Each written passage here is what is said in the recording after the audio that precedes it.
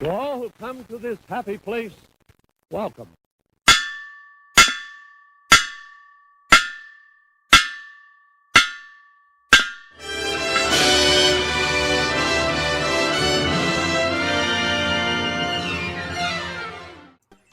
Walt Disney's Carousel of Progress is an all-time classic in the Magic Kingdom in Disney World, Florida. It was originally built for the 1964-65 World's Fair. However, its beginnings come from a concept Walt had for Disneyland's first major expansion. It was to be called Edison Square, and he wanted to have the attraction called Harnessing the Lightning, hosted by a character named Wilbur K. Watt. The show's premise would be about electronic appliances and how they are bettering the quality of life in the American home, but the attraction was scrapped due to the technology wanting to use for the ride not existing yet. But a good idea never goes to waste at Walt Disney. And when the 1964-65 World's Fair came around, General Electric wanted to sponsor an attraction made by Disney. So he pitched his show of technological progress, which was supposed to be a part of Edison Square, and it was greenlit. The show would use similar audio animatronic technology that the Enchanted Tiki Room and Great Moments with Mr. Lincoln was using. The attraction system itself, though, would be a rotating carousel theater designed by Imagineers Roger E. Broggie and Bob Gurr. This would allow for a smooth transition between acts for guests' maximum comfort. The main theme song that would be played at the beginning as well as during the transition between acts, There's a Great Big Beautiful Tomorrow, would be written by the Sherman Brothers, best known for also writing It's a Small World, which was also a World's Fair attraction, and the music for the film Mary Poppins.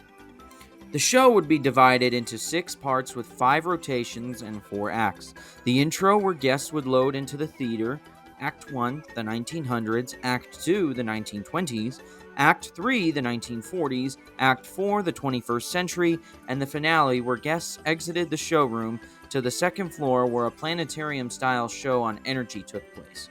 Rex Allen, a famous singer and actor from the 60s, would provide the voice of the main character, the father of the Progress family. The attraction debuted on April 22, 1964 in Progress Land at the New York World's Fair, and it quickly became the most popular attraction in the most popular pavilion. On an average day at the World's Fair, they were loading and unloading about 200 guests every 4 minutes. Following the end of the World's Fair, the Carousel of Progress would be packed up and moved to Disneyland and open on July 2, 1967, with General Electric still serving as the main sponsor.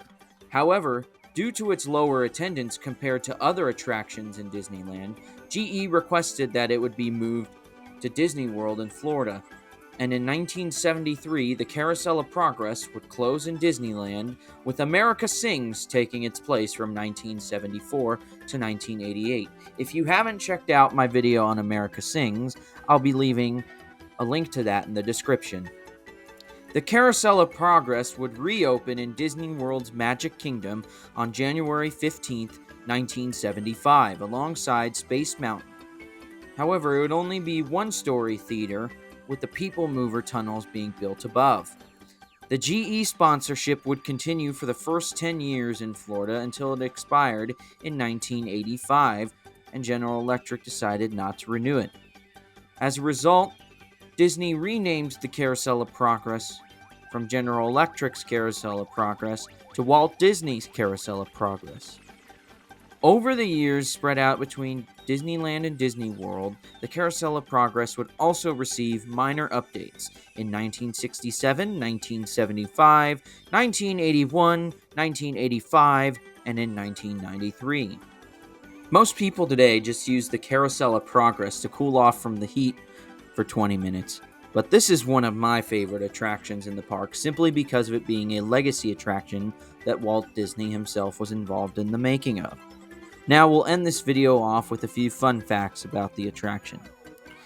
In the attraction itself, it's mentioned that the Carousel of Progress is the longest running show in American theater.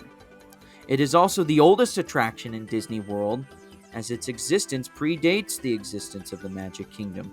first being in the 1964-65 World's Fair, then being packed up for Disneyland, and then in 1973 it was packed up for its opening in Disney World in 1975.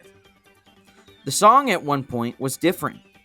General Electric wanted to get people to think of buying their products now instead of the great big beautiful tomorrow. So as a result, the Sherman Brothers wrote The Best Time of Your Life. You can still find this song on YouTube and Spotify. However, it was changed back in 1993, long after the sponsorship with General Electric expired.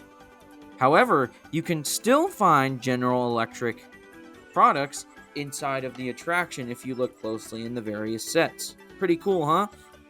And with that, let's cue the outro.